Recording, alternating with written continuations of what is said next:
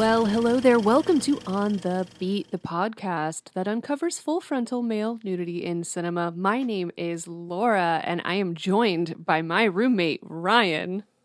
I just got back from the barbers. Yeah? Yeah, I really like your haircut, so I also got the same haircut. It looks really similar. The barber literally had to do the impossible because my hair is pretty much non-existent. Are you saying that maybe you wear wigs? Maybe. Because we are talking about the 1992 psychological erotic thriller, my favorite kind of thriller, Single White Female, directed by Barbet Schroeder, starring Bridget Fonda, Jennifer Jason Leigh, Steven Weber, Peter Friedman, and Stephen Tobolowsky. Hooray! I'm only thinking about it now, but when she put in the advert, it's single white female, why does she not want anybody who's not white? She's saying that she is a single white female. Oh, right. Yeah, because she did interview people from a wide spectrum of nationalities. So, However... Right, okay. I got confused. I thought the advertisement was that she would only take single white females. Well, you're not off base because the book that this film is based on, that came out in 1990, is called SWF Seeks Same. Yes. That was written by John Lutz. So you're not wrong. Right. Okay. But I have a little bit more I want to talk about. I want to get into that a little bit more, but I will tell you the synopsis that I pulled from Letterboxd, which is short and a little funny, okay? Okay, here we go. Attractive Manhattanite Allison Jones has it all. A handsome beau, a rent-controlled apartment, and a promising career as a fashion designer. That is not true. Manhattanite. She's not a fashion designer. She is a computer programmer. Yeah, she's a programmer, and she just happens to be working at a place that does fashion stuff. Yeah, she is hired as an independent contractor as a computer programmer, and she designed her own computer program. Okay, anyway, I'm not done. When boyfriend Sam proves unfaithful, Allison strikes out on her own, but must use the classifieds to seek out a roommate in order to keep her spacious digs. Okay, because here's the thing. Do you remember when he's obviously, we find out that he's been cheating on her? I don't know how you would cheat on Bridget Fonda. There's no way. But yeah, it's like he accidentally slept with this other person. His ex-wife.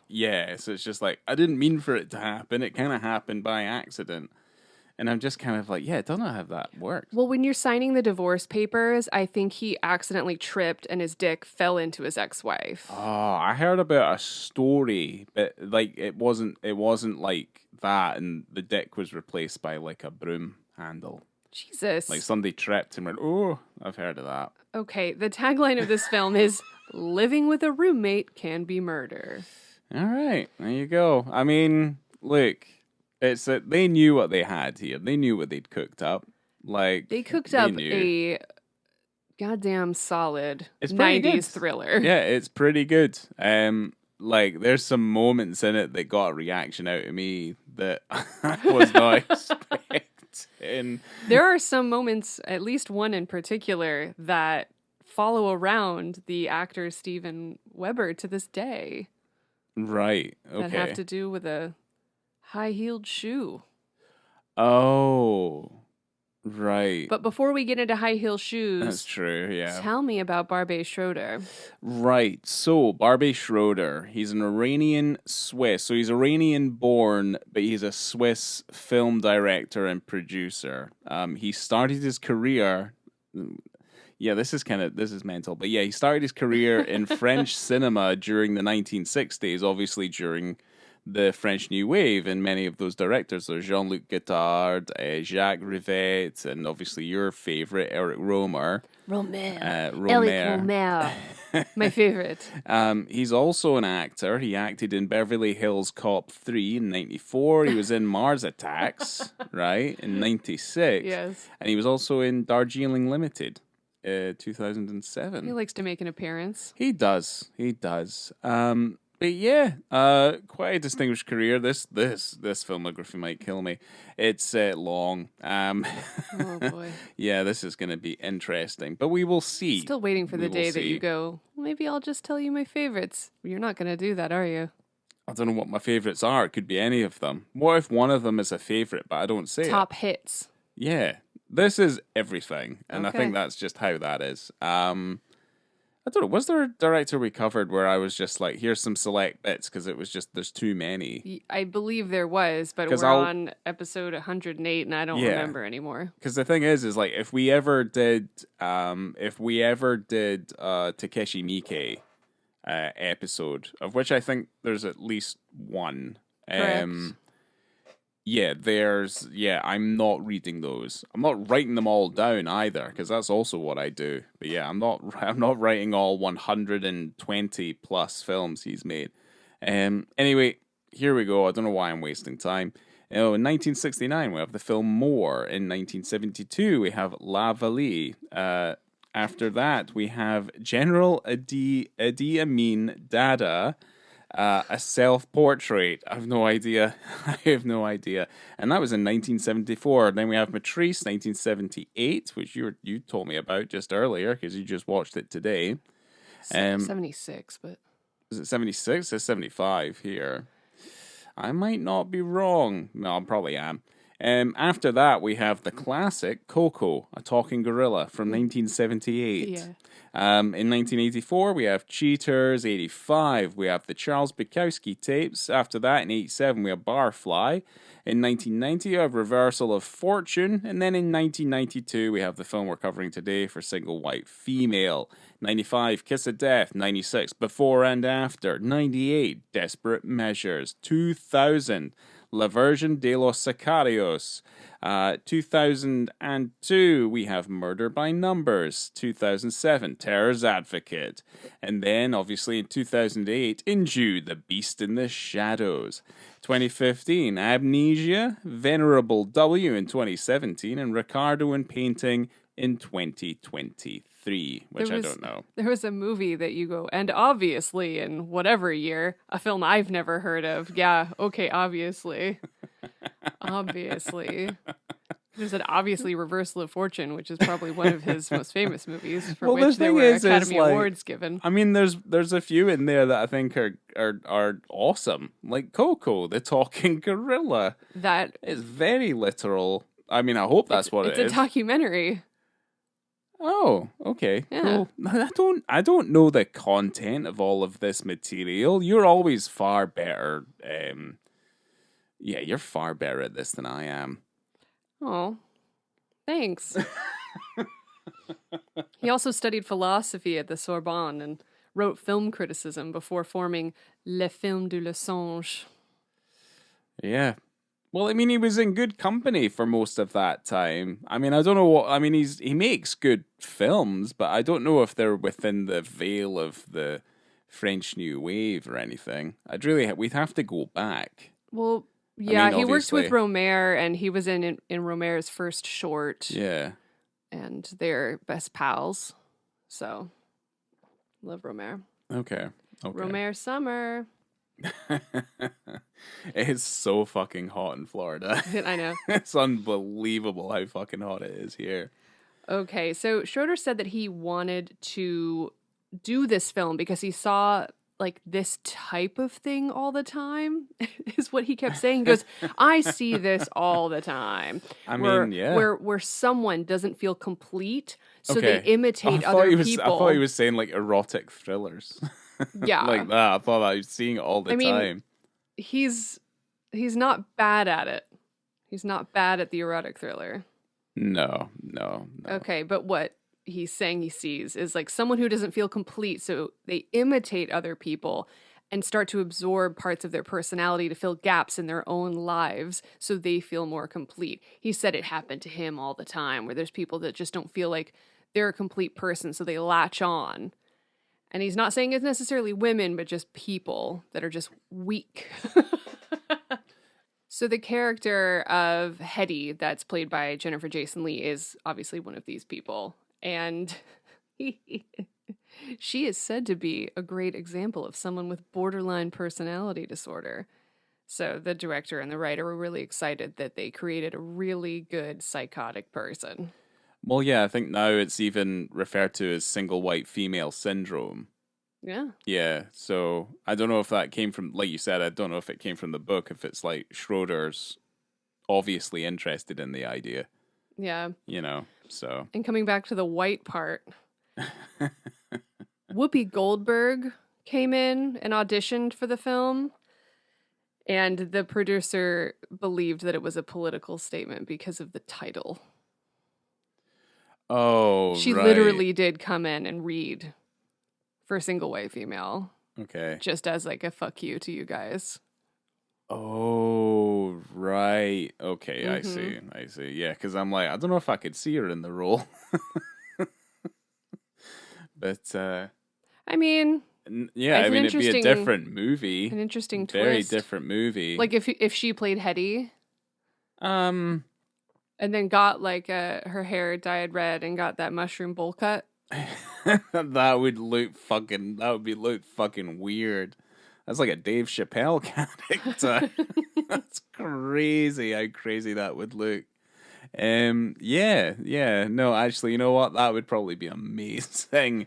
Where is that version? I know. This film, it doesn't have different versions, but there absolutely could have been. The director worked with the author of the book and also the screenwriter and reworked the script over and over and over again. And when they were cutting the film, he said he'd made it too sexy and it was too violent. And so a lot of that sexual content and all that violence had to be cut down over and over and over again. Okay, that's interesting. They were able to rehearse on set. They had about a week. It was a massive, massive set. The building that you see in the beginning of the movie, it's almost like a character in the film. Yeah, because it's a very uniquely shaped building by its like surrounding buildings. A friend of Barbie Schroeder lived in that actual building. And so the stairwell, the big windows, obviously the facade of the building, those are all real. And what they did is they recreated the actual flat or the apartment that his friend lived in. Huh. Interesting. In New York and on a soundstage. So they had the whole set that they were able to use. And they would switch between whether or not they were shooting in like the upstairs neighbor's apartment, like Graham's apartment, or the lady's apartment. And so they would reuse the set for both of those. And then they had like the whole painted exterior. Like they had a whole set that was like the garden on the outside. So what you're seeing looks like buildings and it looks like a garden from outside, but it was just a set that they built. Okay. They always wanted to have like it look a little bit out of focus so you couldn't tell that it was like painted. Yeah, of course. No, I mean you can't really tell. No, I was interested in Howard Shore does the music. Yeah. The composer of Lord of the Rings. And Seven. Yeah, Howard Shore. Did the music. Did the music. Yeah, no. It's I mean it's not remarkable, but I mean it's kind of memorable for just what it is. Yeah, I just don't think I'm going to have the score to this film like on an LP. No. Give me a stress. Yeah. But the DP, Luciano Tivoli, who also shot Reversal of Fortune, right? With Schroeder, also shot Suspiria, and Monkey Trouble. Ooh, Monkey Trouble! In the great monkey and ape surge of the 90s, Luciano Tivoli was there, and he had his finger on the pulse of the monkey craze. But Laura, we always had Clyde. Yeah, we always had Clyde. Remember Which Way But Loose, I think, the Clint Eastwood movie where he's got the orangutan. I have not seen that. Was that in the 90s? Yeah. Of course. Well, I was like, no, like the ape craze continued into like Jay and Silent Bob, and that was like 2000 as well. Like the ape craze never really. We had just a long decade of. We did of like apes. Ape mascots in certain movies. Yeah, no, I like Clyde. He was a good orangutan. Well, Tivoli used left turn, Clyde, and he'd punch. I don't want to watch that. The DP used mirrors to help transfer light throughout the scenes. The lighting in the movie is awesome. Beautiful. Yeah, no, it's very nice. I loved listening to the commentary and hearing Schroeder watching these scenes. And there is the scene where Allie was coming back and she'd stayed out all night with her boyfriend, fiance. Yeah. And she's going into her apartment and they lit up that building from the outside. Yeah. And well, it's representing dusk, so it's all very pink and orange. It was dawn. I mean, same, but like he's watching the film again, doing the commentary and going, "Oh, that's too pink. Thought I fixed that. It's too pink." I wonder if it looks different on the DVD. It probably would be. Yeah, I wonder if it would look different on the DVD. But because we watched it on a Blu-ray, so it wasn't like a 4K or anything. But yeah, it's very vibrant, I would say. Yeah, no, it looks great. I think it's shot really well. It's really fun. Yeah, like tons of blues and reds and stuff like that. Yeah, kind of mixes and like prism like light effects. It's nice, and also like the perfect silhouette stuff, all that shadowy stuff. Yes, all that stuff's really interesting. So I know that I mentioned the synopsis from Letterboxd, right? But I don't think that actually accurately encompasses what this film is about. Okay. It's about a woman who is living with her fiance. Yes. And she finds out that he's cheated on her. He's cheated on her, so he leaves. Puts an ad in the paper. To get a roommate. And the roommate starts basically turning into her. Yeah, basically emulating her to the point like where she wants to become her. Or at least like that's completely unfeasible, like that wouldn't happen, but like in her head, like that's exactly what she thinks gonna happen. Clothes, hairstyles, everything. Mannerisms. Yeah, like she just takes over her boyfriend. Well, she doesn't want the boyfriend, she wants Allie. All to herself. Yeah. Yeah, she's right. Okay. That's what they're wanting. Thank you. Yeah. Yeah, so no, I don't know. Yeah, from obviously the synopsis, I mean, that's what I think it is. And obviously the stalker, crazy woman, gets seen to... Well, she's done a whole bunch of killing and stuff already, so Bridget Fonda kills her. Yeah, I have some notes about that, but I was saving that for the end because that's the end of the movie. Yeah, I mean, if you didn't realize it's, this is not spoiler free. It's a classic erotic thriller. Someone's got to die. Right. It's an old formula, but a goodie. Like it knows what it's doing. There's also a great thread throughout the movie where you've got the overbearing and creepy boss situation. So she's like the independent contractor working right for the fashion police, like we mentioned. Mm-hmm. Was it Stephen Tobolowsky? Who's amazing. Yeah, he's really good. And so he's not the person who plays Ned in Groundhog Day. I don't think he's the same person, but that's the kind of vibe you're getting off of it. Little too touchy. It's like if Ned was like a perv.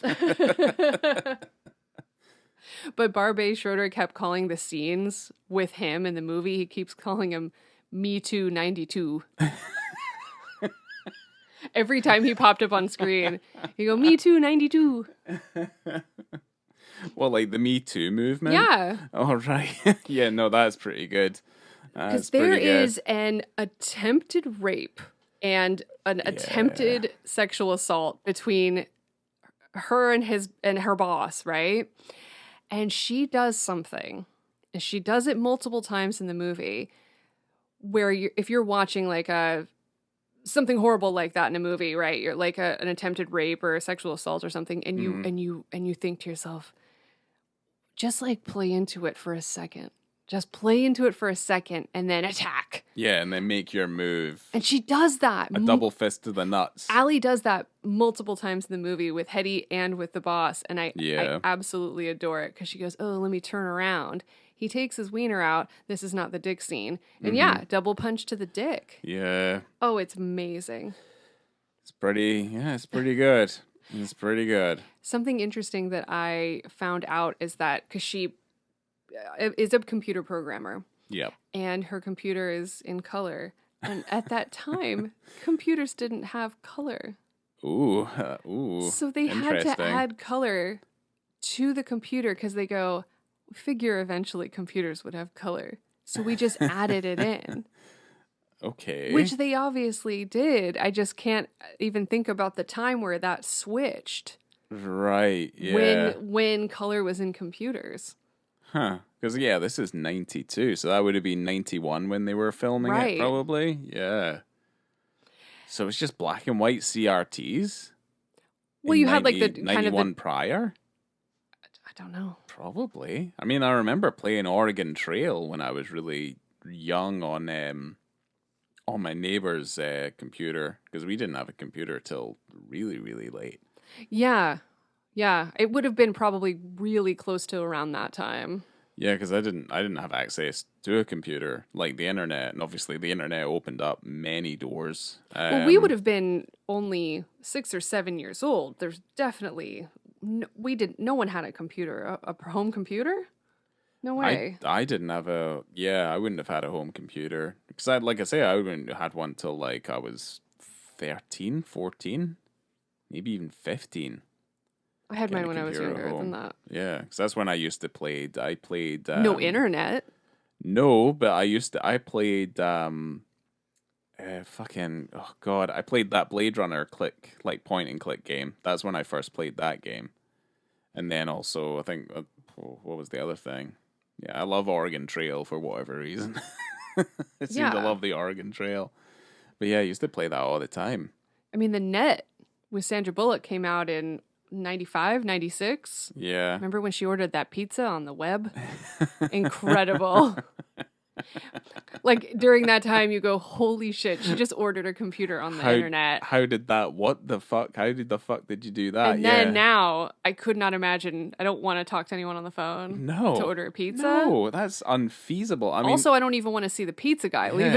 Leave it on the literal ground. Because I feel like I'm going to vomit if the people that I'm getting the food that I'm picking up fucking get into conversation with me, asking me stuff. Because that's what happened at the pizza place not too long ago. It's like my t-shirt drew a few sites and they were like, oh, Hulk Hogan. And it's like, yeah, no, it's Hulk Hogan. And it's like, yeah. And then I'm just kind of leaving. I was leaving. And then I was just like, yeah, does this person realize that he just died today? And I just go, he died today. And she went, I know. And then it was really silent for a couple of seconds. And then I just went, well, have a good night. And then I left and she didn't really say anything else. Oh, dear. That was rough. That was a rough time. But yeah, no, that's why ordering stuff on the apps, that's the way forward. Well, in Single White Female, she also orders plane tickets, but through the web. Yeah, because Sleepless in Seattle was also that, because that's how that kid ends up going to New York. Is he's able to do it on a computer as well. Early days of the internet, guys. Isn't that weird? Like, you could have just done that and just been a child and just done it, and there's no check whatsoever. Like, not at all. Yeah, he's totally fine. It's like, what the fuck? There is I guess this is a trigger warning. There is a dog that perishes in a very terrible way in this film. Yeah. Well, here's the thing, Laura. It wasn't the actual dog, the living dog that fell out of that window. It was the one from the Polaroid that fell out of the window, and it just so happened to be filled with baked beans, and that was it. They had a special effects guy. Like I had said, this film went... That Polaroid is crazy. Absolutely fucking crazy. The film went through several test screenings, okay? And so they had to change a lot of things. The one thing that they hated the most was that Buddy dies. Buddy the dog, which is such an adorable dog. It's a lovely little golden Labrador. It's beautiful. So the special effects guy made an exploded dog, right? The test audience is absolutely freaked out. Like, it was a full exploded dog. Like, it was just nightmarish. Oh, you saw it fall? I believe that is probably the intention. Barbie Schroeder doesn't give a fuck. Right. He wanted an exploded dog. Okay? On the streets. Okay. So then they had the special effects man make a less exploded dog. Okay? Jesus And then they showed it Christ. to the test screeners again, and they still freaked out. So they ended up just using a very long shot where you can just see the dog on the ground, and it's not as exploded. Right. Slightly less exploded dog on the street. God. Yeah, what's wrong with these audiences, though? Like, Well, it's weird. I don't want to see it either. I know what's coming. I mean, the more horrific, the better. It just makes you feel like what a fucking horrible piece of shit this woman is, killing the dog. Yeah. Yeah. I mean, I don't know. I don't know how fucked up. I mean, I don't know to be fair, there's that moment in that movie, Revenge, where the dog gets shotgunned. And that was a shock. Oh, right. Yeah, that Kevin Costner movie. Yeah, because not only that, like, it's obvious it's a poor dog being shot with like a paint gun or something, and it's terrified. I'm pretty sure I hated that movie. You're not a massive fan of it, but I have a kind of special place for it because it's Tony Scott, and I made that decision years ago that anything that Tony Scott makes has some value to it. So there is a big reason, and I think it's quite obvious, that we wanted to kind of pair this movie and put it out right after we did Talented Mr. Ripley. Yeah, because you've got these similarities of someone who's taking on the personality of another, and like a longing for like a different like change in your life, not just a longing for another person, whether it's like a heavy deep friendship, that big connection, also taking on their identity, which I thought this was perfect for that, because I mean this really hits Ripley territory when Hetty gets her hair dyed. And then when she comes down those stairs, that's one of those moments where I'm just like, oh shit. That is a hill that Schroeder was going to die on, because when he brought it to like the studio and they go, you're going to have 2 women with red hair like that in this movie, and he goes, if you get rid of the hair, I'm going. He was crazy about having these 2 women in these wigs. Okay. And he got it. He did get it. I mean, it's something. Like, but you can tell who wears it better. Yeah. Yeah. Although it is awful. It's a really it's like Princess. Yeah, and it's also like Princess Di. But hers wasn't as mushroomy. Yeah, I guess it was heavy on top. It looks. And there's that one strip that's like the sideburn. There's like a thin sideburn strip coming down. Yeah, anyone who's seen Superman understands that haircut's even more hilarious. From Superman, from what? The Green Lantern in the new Superman movie. Oh yeah, yes. Yeah, aye. Oh my god, that is what that haircut looks like. Yeah, the fucking bowl cut shape. Yeah, aye. Yeah, that's it. That's what it reminded me of when I saw it. Just what the fuck? Yeah. Well, the second part of that was when Hetty goes to that sex club, which I don't think was ever extrapolated upon again. She just goes to that sex club. Well, those type of clubs were a big thing in New York in the 80s, in the 90s. Yeah. So everyone was really familiar with this particular club that they just renamed like V. There's like a V on the wall. But that was a prominent sex club during that time that they rebranded for the film. But I do find it interesting that Hetty goes into that sex club as Allie, and she's very well known in that club as Allie. Yeah. But it's never brought up again. I don't know what her kinks are.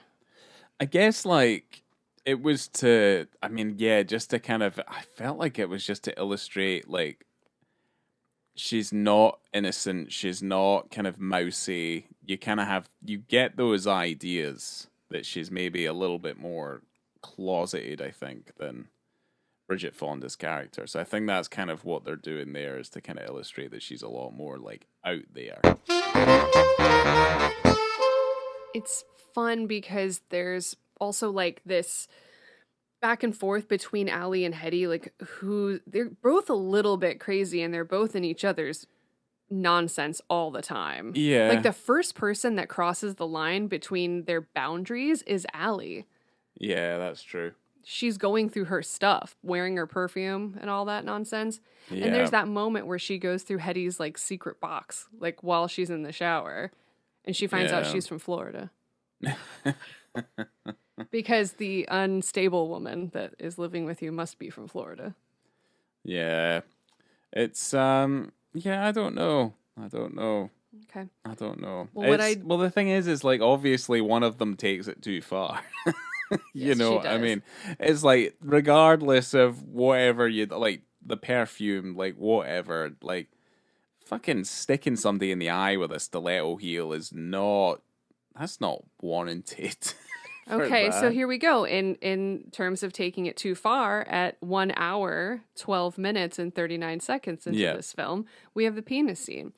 Yeah. So we've got the haircut, we've got the clothes. Hetty is ready to prove a point. She's ready to prove that Allie's fiance is a cheater. And the way that she's going to prove that he's a cheater is by going into his hotel room dressed and smelling like her, looking like her. Yeah, this is after the haircut. Give him a blowjob. Pretty much. By impersonating his fiance. Pretend to be her and then force herself on his member. So basically forcing him to come into her mouth. Yes. And obviously he's furious. Absolutely furious. So Barbet went to a sex shop and bought a realistic looking dildo for this scene so that when she was going down on him, you could like kind of see it. Okay, hold on.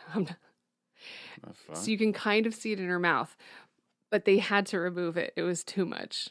They had to take it out. So there is somewhere a deleted scene of Jennifer Jason Leigh going down on a fake knob. Going on a dildo. Fuck. Yeah. And he's so disappointed because when he finishes, she's kind of got like her thumb in her mouth and she's got that look on her face and he goes, ugh. Yeah, it's he goes, it's like it used to be the dildo. He's so disappointed.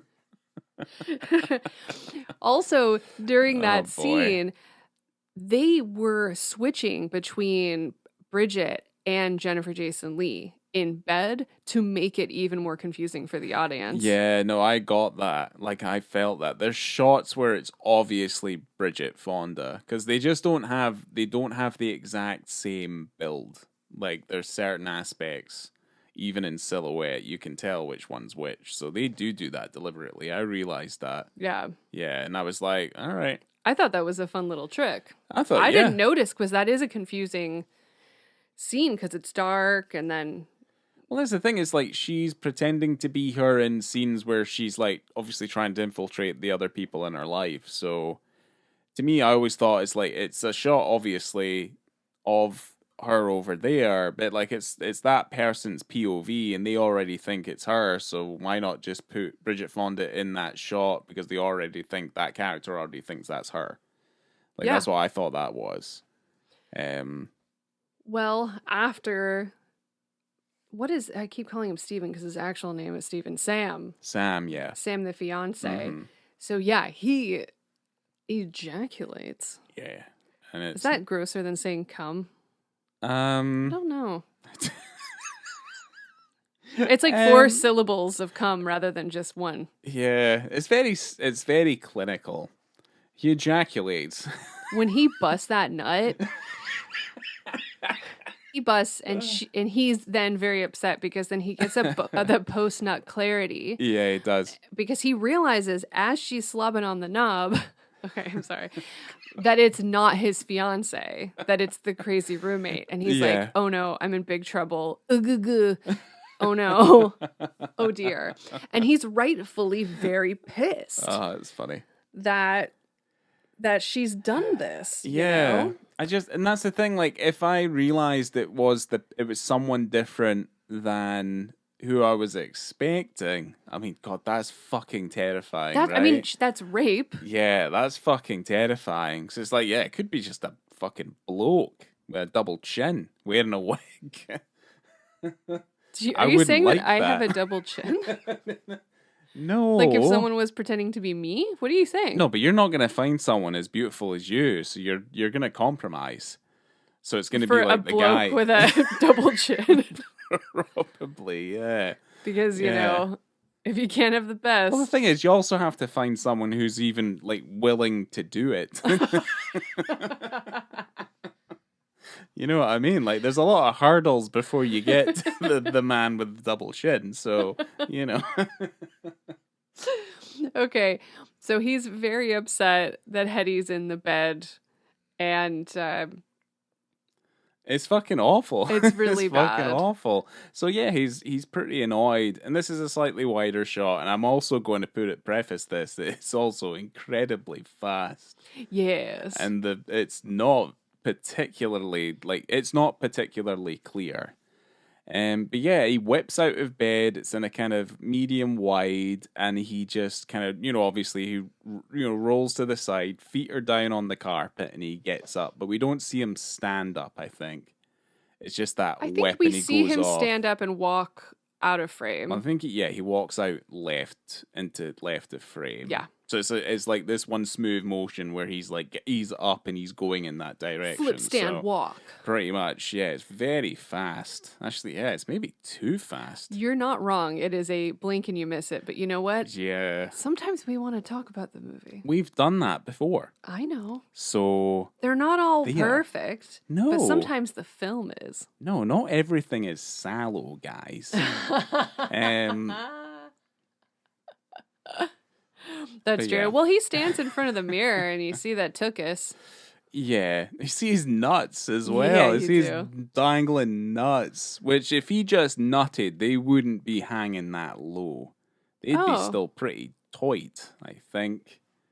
I don't think they would be relaxed. I'm not sure about the anatomy that well. Nah, because we all know as guys, like when they're in a good place, like they're in a good temperature, they start to hang a lot lower. But when you're in the moment of doing your thing, yeah, they shrink up and they tighten up, and they kind of go back into you. Okay.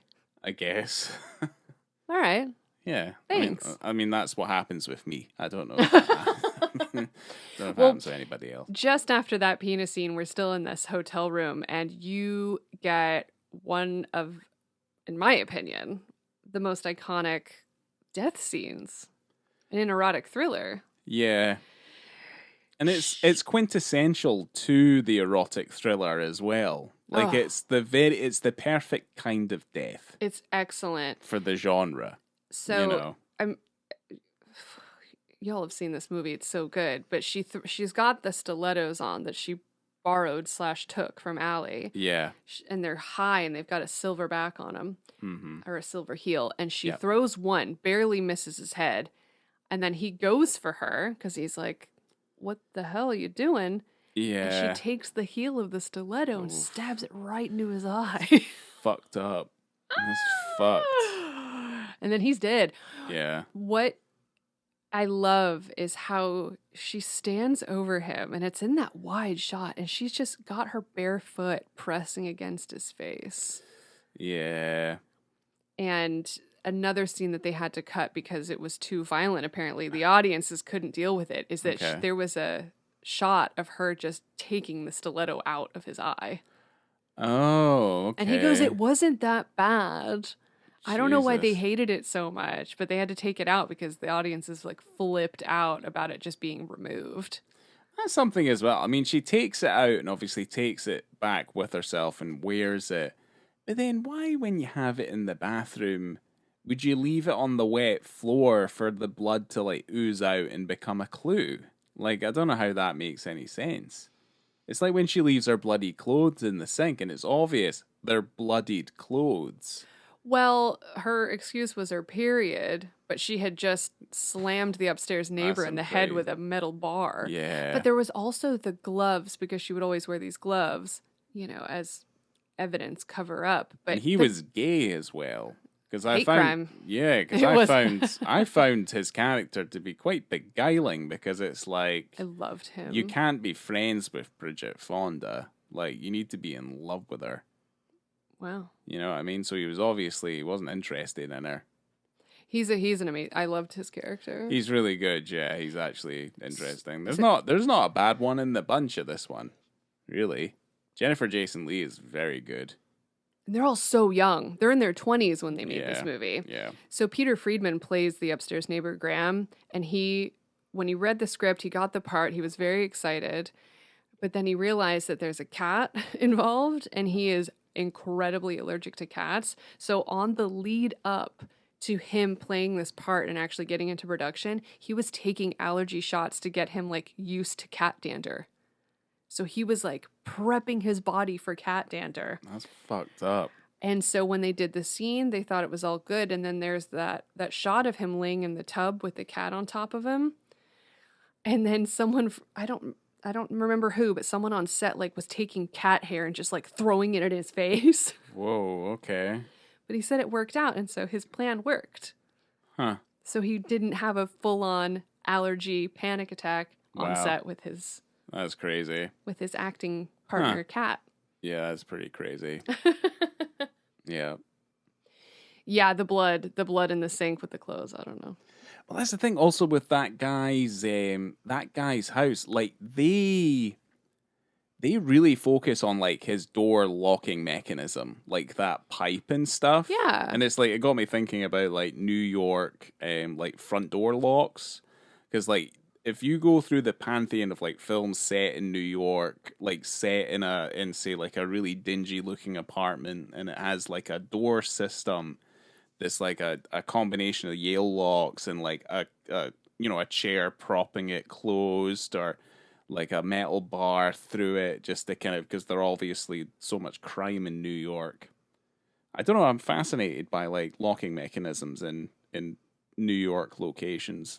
I thought you were just talking about it as a plot device, you know. No, it's like you see a gun in the first, part of the movie. You got to introduce it at the end. But it's like, I get it. But then I was just like, it made me think about like films set in New York with very particular like door locking mechanisms. And I think of like several different things, like Taxi Driver, Daylight, the opening of Daylight as the rats and stuff in our apartment, and fucking Ghostbusters too. Okay. Yeah.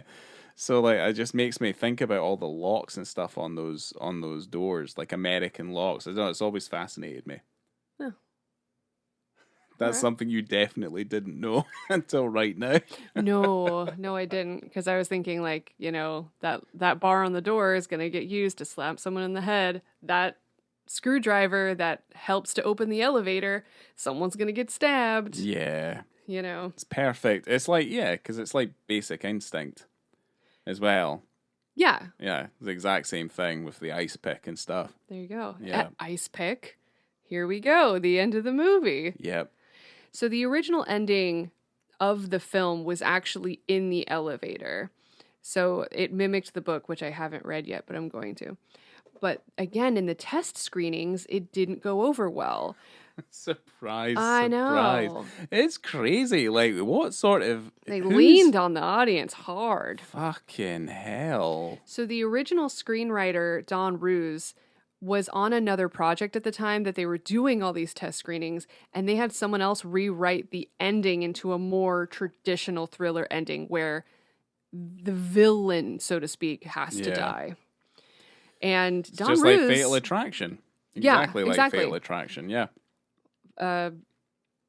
Isn't it Pacific Heights? He like everyone has. Oh yeah, Pacific Heights. He definitely dies. Sleeping with the Enemy. It's all these. Oh right, yeah. Hand the Rocks of Cradle. Aye, yeah. You gotta go. Yeah, Stepfather. Stepfather. Yeah, Stepfather. That's not a. Is it? Well, yeah, it's kind of erotic. It's kind of an erotic thriller. Sorry, yeah. Like it's got a little bit to it. So Don Roos, the screenwriter, was pretty pissed off that they didn't ask him to come back and rewrite the ending. He's like, I would have done it. Yeah, he was really sad. So the fight scene with like Graham and Hetty on the ground was also part of the reshoots. Okay. So, yeah. Oh, there's All a right. Call Me By Your Name moment as well.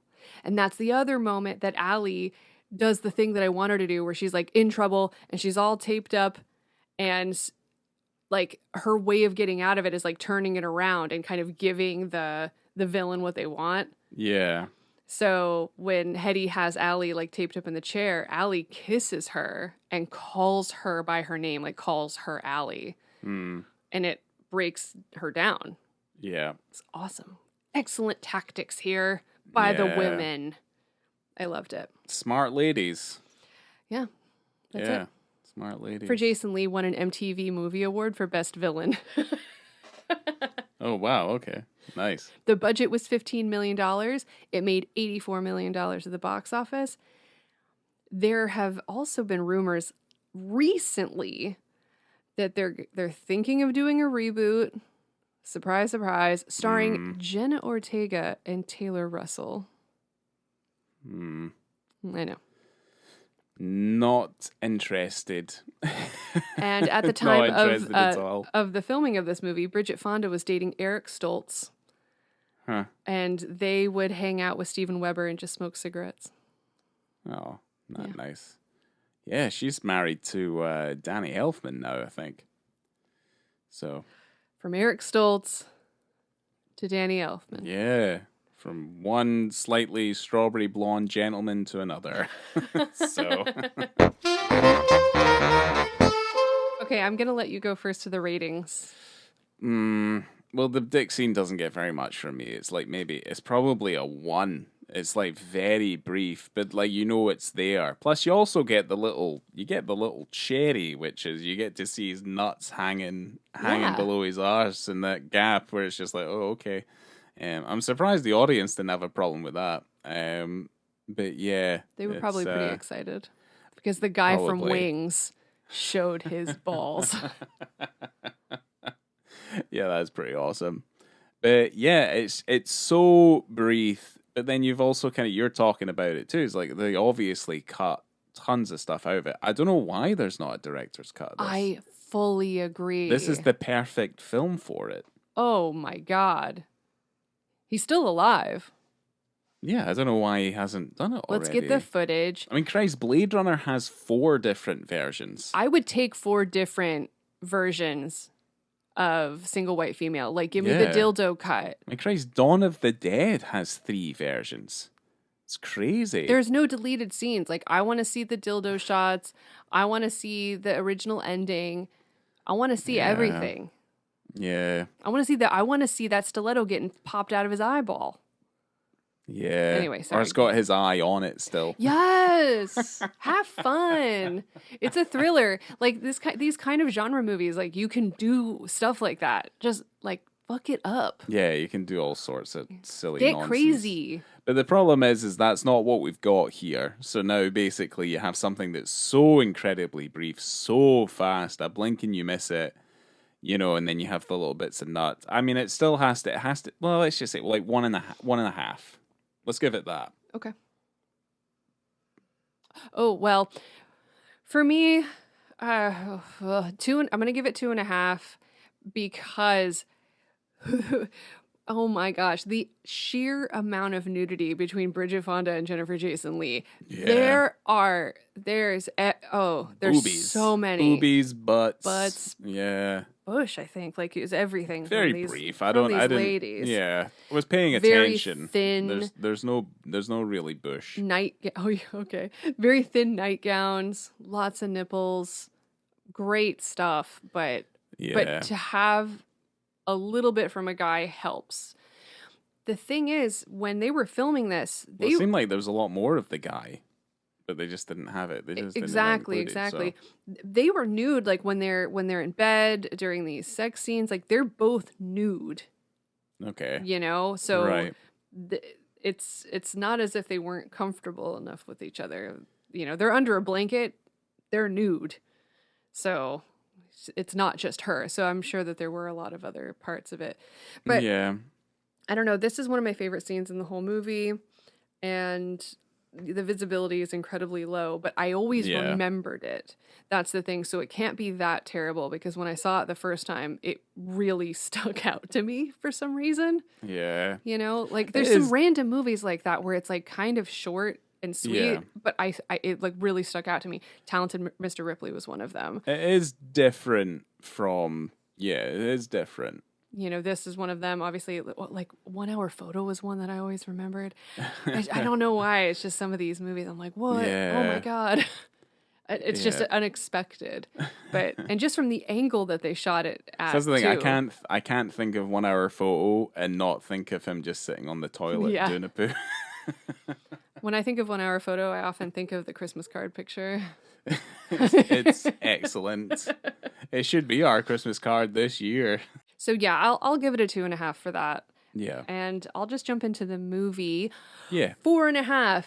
If you had given me that dildo cut, if you'd given me that stiletto and the eyeballs, like 5 stars. But this movie is almost perfect. I absolutely love it. It runs so smooth, so quickly. The lighting's incredible. The sets are amazing. The acting is so good.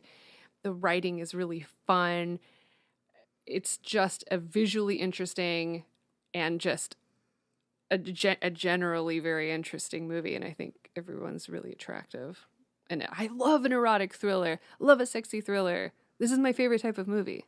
If you look at my letterbox right now, it's like that's all I've been watching. Yeah, that's all it is. Yeah. Yeah. I mean, I second that. I gave it 4.5 as well, just because it is enjoyable. It's very enjoyable. I was very tired before we started watching it. I think this is probably one of the first few times I've watched it all the way through. I've seen it mostly in parts. And yeah, no, I mean, I was sleepy before we started the movie, but I was riveted. You stayed awake the whole time. I didn't even have to. No. Yeah, I thought we were going to watch half of it and finish it. And you're like, no. No, I was in it. Yeah, no, I was fucking in it. Like, I enjoyed it. So it got 4.5 from me as well. Well, thank you so much. Make sure everyone to follow us on Letterboxd and on Instagram. We have our links there. And give us a good rating on anywhere that you listen to the podcast, because that's a nice thing to do. Yeah, don't give us bad ones. Yeah, because if you don't like it, just ignore it. You know what? If they didn't like it, they wouldn't be hearing this part of the episode anyway. That's very true. Yeah, they would have switched it off. Coming to you from room 612 at the Hotel Atherton, I have been Laura. Wow. Okay. I've also been Laura. This entire time, I'm actually going to be Laura. Laura's tied down. That hair looks great on you. Yes, that's why. You look great with the fringe. That's why it might seem as though I've been stumbling and fumbling this entire time, but I'm also trying to pretend to be Laura. So that's why. Help.